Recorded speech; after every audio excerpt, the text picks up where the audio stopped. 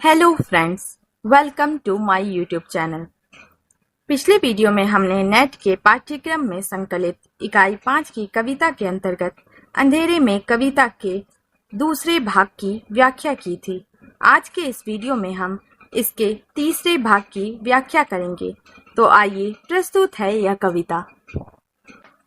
समझ न पाया कि चल रहा स्वप्न या जागृति शुरू है, दिया जल रहा है, पीता लोक प्रसार में काल चल रहा है। आसपास फैली हुई जग आकृतियां लगती है छपी हुई जड़ चित्रकृतियों सी, अलग व दूर दूर निर्जीव। यह सिविल लाइसेंस है। मैं अपने कमरे में यहाँ पड़ा हुआ हूँ। आंखें खुली हुई है, पीटे गए बालक सा मार खाया चेहरा, उदास एक हारा, स्लेट पट्टी पर खींची गई तस्वीर, भूत जैसी आकृति। क्या वह मैं हूँ? मैं हूँ? कुछ समझ में नहीं आ रहा कि यह जो कुछ भी अंतःचेतना के द्वंद के स्तर पर घटित हो रहा है, यह एक सपना सा है या गहन निद्रा के बाद जीवन में नव जागरण का क्रम पुनः आरंभ हो रहा है। चेतना का दीपक जल रहा है। उसके पीले से लगने वाले प्रकाश के फैलाव में लगता है जैसे कि काल गलता जा रहा है, अर्थात समय नष्ट तथा व्यतीत होता जा रहा है।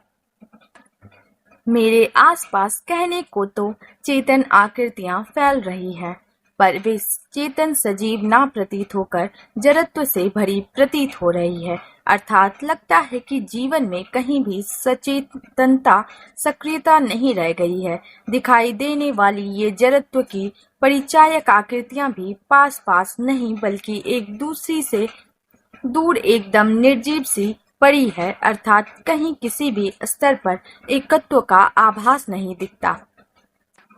यह सिविल लाइसेंस का इलाका है। इसके एक अपने कमरे में मैं बंद बैठा हूँ। मेरी वास्तविक स्थिति एक चुपचाप पड़े निर्जीव पदार्थ सी हो रही है। मेरी आंखें खुली है, अर्थात सभी कुछ देखने समझने की क्षमता रखते हुए भी जैसे जड़ता का प्रतीक बनकर रह गया हूँ। मेरे चेहरे की स्थिति किसी पीटे और मार खाए बालक के चेहरे के समान निरीह सी होकर रह गई है, अथवा जैसे स्लेट पट्टी पर कोई बेडौल सी भूत जैसी आकृति खींच देता है। उसे अनुभव कर रह रहकर मन में प्रश्न कौंध कौंध जाता है कि क्या यही मैं हूँ? क्या यही मुझ मानव की आकृति है? और क्या बिलगाव भरी निर्जन उदासी ही मेरी मानवीयता की परिभाषा बनकर रह गई है? रात के 2 हैं। दूर दूर जंगल में सियारों का हो पास आती हुई गहराती गूंजती, किसी रेलगाड़ी के पहियों की आवाज, किसी अनपेक्षित असंभव घटना का भयानक संदेह, अचेतन प्रतीक्षा कहीं कोई रेल एक्सीडेंट ना हो जाए। चिंता के गणित अंक आसमानी स्लेट पट्टी पर चमकते खिड़की से दिखते। हाय हाय, तौल स्टार कैसे मुझे दिख गए। सितारों के बीच बीच घूमते व रुकते, पृथ्वी को देखते। शायद तौल स्टार नुमा कोई वह आदमी और है। मेरे किसी भीतरी धागे का आखिरी छोर, वह अनलिखे मेरे उपन्यास का केंद्रीय संवेदन, दबी हाय हाय नुमा, शायद तौल स्टार नुमा। समय खंड गलता बढ़ता जा रहा है। इस समय रात के 2 बज रहे हैं। दूर जंगलों से आती हुई सियारों की हुआ की आवाज सुनाई पड़ रही है। निरंतर गहराती गरजती गूंजती पास से गुजरने वाली किसी रेल के पहियों की भयानक आवाज भी कान सुन रहे हैं। अर्थात समय चल रहा है और उसके साथ जीवन के सारे परंपरागत क्रम भी ज्यों त्यों चलते जा रहे हैं। पर मेरे मन में किसी अघटित असंभावित घटना के घटने का भयानक संदेह का भाव अंगड़ाइयां लेने लगा है। जाने क्यों किसी रेल दुर्घटना के घट जाने की प्रतीक्षा मेरे अचेतन मन में अनवरत जाग रही है। आसमान रूपी स्लेट की पट्टी पर चिंता रूपी गणित के अंक अनजाने ही चमक रहे हैं और मुझे मेरे कमरे की खिड़की से दिखने वाली तारे भी उसी चिंता के गणित के अंक से ही दिखाई देते हैं। अर्थात कवि का मन इस वेदना से ग्रस्त है कि जीवन में भी कहीं भी कोई भी दुर्घटना घट सकती है। चिंता के इन भयावह क्षणों में कवि को प्रसिद्ध रूसी लेखक टॉलस्टॉय की याद आ जाती है। उसका मन भी उसी प्रकार अशांत हुआ होगा। किसी अघटित घटना के घटित होने के कल्पित संदेह एवं संतरास से भर उठा होगा। अतः कवि कह उठता है, सितारों के बीच बीच से कभी घूमते कभी रुककर पृथ्वी की ओर देखते हुए महान लेखक टॉलस्टॉय ना जाने क्यों मुझे दिखाई देने लगा है। शायद वह टॉलस्टॉय नहीं बल्कि उसी जैसा कोई अब व्यक्ति है जो कि मेरे अंतर्मन के अंतिम छोरों पर स्थित अलिखित उपन्यास का केंद्रीय संवेदना या भाव बनकर रह गया है, जो मेरे अंतर्मन में दबी हाय हाय का सा या फिर शायद टॉलस्टॉय जैसा ही है। प्रोसेशन निस्तब्ध नगर के मध्य रात्रि अंधेरे में सुनसान, किसी दूर बैंड की दबी हुई क्रमागत तान धुन, मंद तार, उच्च निम्न स्वर, स्वप्न, उदास उदास ध्वनि, तरंगे हैं गंभीर, दीर्घ लहरियां। गैलरी में जाता हूँ, देखता हूँ रास्ता, वह कोलतार पथ अथवा मरी हुई खिंची हुई कोई काली जिह्वा, बिजली के द्युतिमान दिए या मरे हुए दांतों का चमकदार नमूना। किंतु दूर सड़क के उस छोर शीत भरे थर्राते तारों के अंधियाले तल में नील तेज उदास पास पास आ रहा, इस ओर दबी हुई गंभीर स्वर, स्वप्न तरंगे, सद्ध्वनि संगम संगीत, उदास तान धुन समीप आ रहा। और अब गैस लाइट पातों की बिंदुएं छिटकी, बीचों बीच उनके सांवले जुलूस सा क्या कुछ दिखता। और अब गैस लाइट नीलाई में रंगे हुए अपार्थिव चेहरे, बैंड दल, उनके पीछे काले काले बलवान घोड़ों का जत्था दिखता, घना व डरावना, अवचेतन ही जुलूस में चलता। क्या शोभा यात्रा किसी मृत्यु दल की! यह प्रोसेसन, यह जुलूस सा कैसा है! मध्य रात्रि के अंधकार में जड़ से बन रहे सुनसान वातावरण में सहसा क्रम से इधर ही आती किसी बैंड बाजे की दबी दबी ध्वनियां, ताने सुनाई देने लगी है। मंद तार, निम्न ऊंचे नीचे स्वर गूंज कर जैसे किसी स्वप्न का सा वातावरण बना रहे हैं। गूंजती उदासी ध्वनियों की लहरें निरंतर गंभीर होती हुई लंबी से लंबी होती जा रही है। मैं गैलरी में जाकर रास्ते पर देखता हूँ, यह कोलतार से बना पक्का रास्ता है अथवा कोई मृतक सी पड़ी लंबी काली जीप है। चारों ओर सड़क पर ये चमकते हुए बिजली के दीपक जल रहे हैं या मरे हुए दांतों का कोई चमकीला नमूना पड़ा है।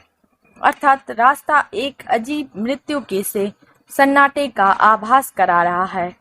कहीं भी जीवन दिखाई नहीं देता। पर दूर सड़क के उस किनारे पर ठंडी रात में जैसे ठंडक से कांप रहे तारों की अंधेरी छाया तले नीले तेज के उदय का आभास सा लगातार इसी ओर पास आता जा रहा है। उसकी दबी दबी स्वरों की लहरें, सैकड़ों ध्वनियों का संगम, संगीत का स्वर लगता है जैसे अपनी आंतरिक उदासी की तान धुन में समीप से समीप आती जा रही है। और अब गैसों की रोशनी की पंक्तियां बिंदुओं के समान छिटक कर दिख रही है। उन छिटकती बिंदुओं की रोशनी के बीचों बीच अंधियाले जुलूस सा यह क्या है जो कुछ कुछ दिख रहा है। अब गैसों की नीली रोशनी में रंगे ये अलौकिक से चेहरे दिखाई दे रहे हैं। यह बैंड वालों का दल है। उनके पीछे काले बलवान घोड़ों का जत्था दिखाई दे रहा है। यह सब देखकर ऐसा लग रहा है कि घना डरावना अवचेतन ही उस जुलूस में चल रहा है। यह जुलूस है अथवा किसी मृतकों के दल की शोभा यात्रा है। अजीब, दोनों ओर नीली गैस लाइट पात रही जल नींद में खोए हुए शहर की गहन अवचेतना में हलचल, पाताली तल में चमकदार सांपों की उड़ती हुई लगातार लकीरों की वारदात, सब सोए हुए हैं। लेकिन मैं जाग रहा, देख रहा, रोमांचकारी वह जादुई करामात, विचित्र प्रोसेशन, गंभीर क्विक मार्च, काला बत्तू वाला काला जरीदार ड्रेस पहने चमकदार बैंड दल, अस्थित रूप, यकृत स्वरूप, उदर आकृति, आंतों के जाल से बाजे वे दमकते हैं भयंकर, गंभीर गीत स्वप्न तरंगे उभारते रहते, ध्वनियों के आवर्त मंडराते पथ पर बैंड के लोगों के चेहरे मिलते हैं मेरे देखे हुआ से। लगता है उनमें कई प्रतिष्ठित पत्रकार इसी नगर के बड़े बड़े नाम अरे कैसे शामिल हो गए इस बैंड दल में। उनके पीछे चल रहा संगीत, नोकों का चमकता जंगल, चल रही पदचाप, तालबद्ध दीर्घपात, टैंक दल, मोर्टार, आर्टिलरी, सन्नद्ध, धीरे धीरे बढ़ रहा जुलूस भयावना, सैनिकों के पथराए चेहरे, चिढ़े हुए, झुलसे हुए, बिगड़े हुए गहरे। शायद मैंने उन्हें पहले भी तो कहीं देखा था, शायद उनमें कई परिचित। बड़ा ही अजीब दृश्य है। दोनों तरफ नीली रोशनी वाली गैस की पंक्तियां जल रही है। नींद में खोए हुए शहर की गहरी चेतना के अंतराल में, भीतरी गहनतम गहराइयों में जैसे धारीदार सांपों की उड़ती हुई रेखाएं सी प्रतीत हो रही है। सभी नगर निवासी सोए हुए हैं, पर कवि कहता है कि मैं निरंतर जागता हुआ इस रोंगटे खड़े कर देने वाले अजीब चमत्कारी दृश्य को देखता रहा। बड़ा ही विचित्र जुलूस है यह, बड़ी गंभीरता से इसका क्विक मार्च हो रहा है। कलाबत्तू की काली जरीदार पोशाक पहनकर बैंड वालों का दल बड़ा ही चमकीला प्रतीत हो रहा है। इनके पेंटों की आकृति हड्डियों का ढांचा सा या यकृत जैसे प्रतीत हो रही है। इनके बाजे अंतरियों के जाल जैसे बड़े ही भयंकर रूप में चमक रहे हैं, जिनसे स्वप्निल तरंगों वाले बड़े ही गंभीर गीत उभरते रहते हैं, और वे गीत जैसे ध्वनियों की भंवरों में रास्ते पर मंडरा रहे हैं। बैंड बजाने वाले लोगों के चेहरे उन लोगों से मिलते जुलते हैं जिन्हें मैंने देखा पहचाना हुआ है। उनमें कुछ इसी नगर के प्रतिष्ठित पत्रकारों से भी प्रतीत होते हैं। उनके नाम तो बड़े बड़े हैं, पर आश्चर्य है कि वे लोग इस बैंड दल में कैसे सम्मिलित हो गए हैं। कवि का प्रतीकात्मक अभिप्राय यह व्यक्त करना प्रतीत होता है कि बड़े बड़े पत्रकार भी शासन के कारनामों की डंडी पीटने वाले और खुशामदी बनकर रह गए हैं, जो बेचारे आम लोगों के मातमी जीवन का उपहास उड़ाने में शामिल लगते हैं। उन सब के पीछे नोकदार या तीखे संगीन का एक चमकीला जंगल सा चल रहा है। उनके पैरों की आवाज भी चलती हुई सी सुन पड़ रही है। उनके साथ ताल में बंध रही सी टैंक दल, मोर्टार, तोप दल की सन्नद्ध पंक्तियां हैं। धीरे धीरे यह भयावना जुलूस आगे ही आगे बढ़ता जा रहा है। साथ चल रहे सैनिकों के चेहरे जैसे पथरा गए हैं, झुलसकर बड़ी गहराई के बिगड़ गए हैं। शायद इन सब को मैंने पहले भी कहीं देखा था, शायद इनमें मेरे कई परिचित हैं। उनके पीछे यह क्या, कैवेलरी, काले काले घोड़ों पर खाकी मिलिट्री ड्रेस, चेहरे का आधा भाग सिंदूरी गेरुआ, आधा भाग कोलतारी भैरव आबदार, कंधे से कमर तक कारतूसी बेल्ट है तिरछा, कमर में चमड़े के कवर में पिस्तौल, रोष भरी एकाग्र दृष्टि में धार है। कर्नल, ब्रिगेडियर जनरल, मार्शल, कई और सेनापति, सेनाध्यक्ष चेहरे वे मेरे जाने बूझे से लगते। उनके चित्र समाचार पत्रों में छपे थे, उनके लेख देखे थे, यहाँ तक कि कविताएं पढ़ी थी। भई वाह, उनमें कई प्रकांड आलोचक, विचारक, जगमगाते कविगण, मंत्री भी, उद्योगपति और विद्वान, यहाँ तक कि शहर का हत्यारा कुख्यात डोमाजी उस्ताद बनता है बलवन। हाय हाय, यहाँ ये दिखते हैं भूत पिशाच काय, भीतर का राक्षसी स्वार्थ अब साफ उभर आया है। छिपे हुए उद्देश्य यहाँ निखर आए हैं। यह शोभा यात्रा है किसी मृत्यु दल की। उस विशाल जुलूस के पीछे वह क्या है? वह घुड़सवार सैनिकों का दल है। काले काले घोड़ों पर खाकी रंग वाली सैनिक पोशाक पहने सैनिक है। उनके चेहरों का आधा भाग तो सिंदूरी गेरुए रंग जैसा है, जबकि आधा काले कोलतार जैसा भयानक पर चमकदार है।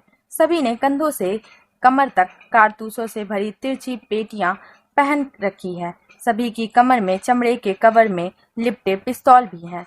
उनकी क्रुद्ध और निशाना साध रही दृष्टियां बड़ी धारदार अर्थात तीव्र है। उनमें कर्नल, ब्रिगेडियर, जनरल, मार्शल आदि सभी टैंकों के सेनाध्यक्ष और सेनापति हैं। ये सभी चेहरे मेरे परिचित से प्रतीत हो रहे हैं। इनके लेख भी मैंने देखे और यहाँ तक कि इनकी रची कविताएं भी मैंने पढ़ी है। वाह वाह, क्या कहने हैं इन सबके।